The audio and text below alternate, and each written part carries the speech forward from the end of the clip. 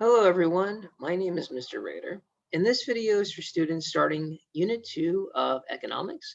And in day 1, we'll examine supply and demand, and you'll consider the ways in which supply and demand influence interactions in the marketplace from the perspective of consumers and producers, and we'll examine a concept known as equilibrium point.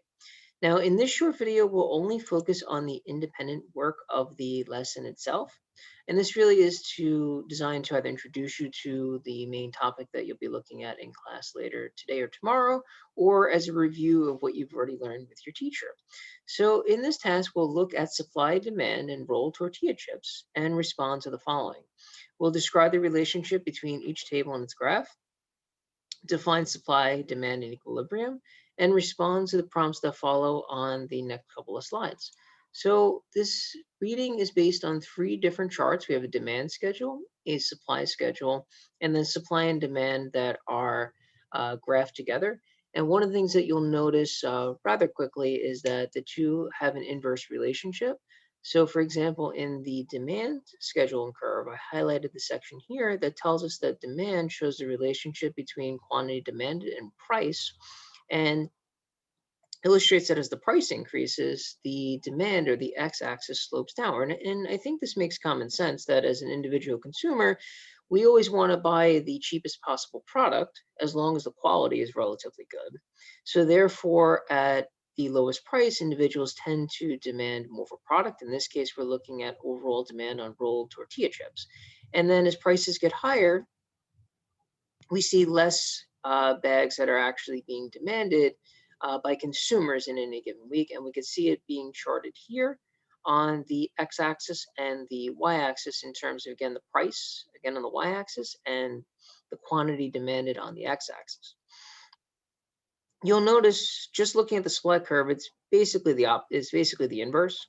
So instead of sloping downward, it slopes upward. And from the perspective of the producer, I think this makes sense that the more money that we can charge for individual bag of tortilla chips, the more we're going to want to supply, because we make more profit by doing it that way. So again, the supply curve really shows what's really happening here. So it tells us the quantity that producers plan to sell at a given price. So for example, at $1.50, the producers are planning to sell 9 million bags a week. And for the given quantity, the supply curve tells us the minimum price at which producers are willing to sell one more bag. So for example, if 16 million bags are produced each week, the lowest price at which a producer is willing to sell the 16 millionth bag is $2.50, which we can see here. Now, when we look at the two graphs, what I really want to just spend a moment on in this video is just notice this intersection, right? So we see this orange dot in the middle. This is the equilibrium value. And we color-coded it pink here to really capture this point. So notice a couple of things. First and foremost, this is the price point where the quantity demanded and the quantity supplied are equivalent, meaning there is no shortage and there is no surplus. And this tells us that both the producer and the consumer are in agreement in terms of the price to buy and sell. It really is that equilibrium point. Neither the producer nor the consumer is getting a very strong advantage over the other in terms of the market advantage. So I highlighted this section here, the price at which the quantity demanded equals the quantity supplies equilibrium, and it illustrates the price buyers and sellers will agree to buy and sell. And it tells us that the price is too low, for example, right? The sellers won't be willing and able to sell. And likewise, if the price is too high, the buyers really won't be willing and able to buy that many bags of tortilla chips, right? And again, as a result, when the price is too low, there is a major shortage because the producer doesn't want to lose money. Likewise, when the price is too high, there's a surplus. There are too many extra bags of tortilla chips on store shelves, and consequently, the producer actually loses money because they're not selling the product. So when we look at the equilibrium point, this really is the point that the suppliers want to achieve, the producers, so that they are reaching their target audience and they are supplying them with a product that the consumers themselves want. So briefly, just looking at the slides, you may want to use some of these sentence starters to consider how to describe the relationship between each table, looking at the three charts.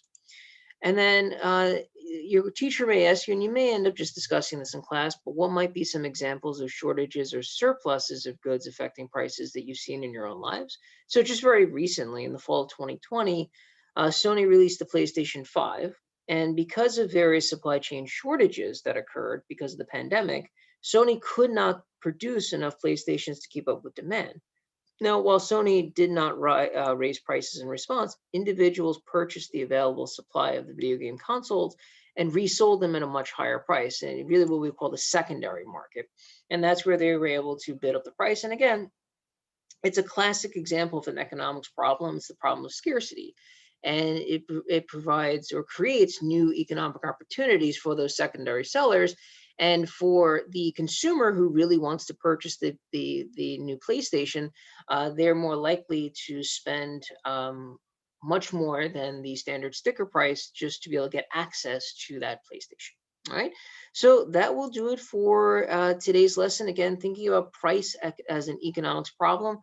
Producers really want to achieve that equilibrium spot so that the consumer continues to purchase their product so that both sides can really effectively manage scarcity. All right, everybody, have a great day. Take care.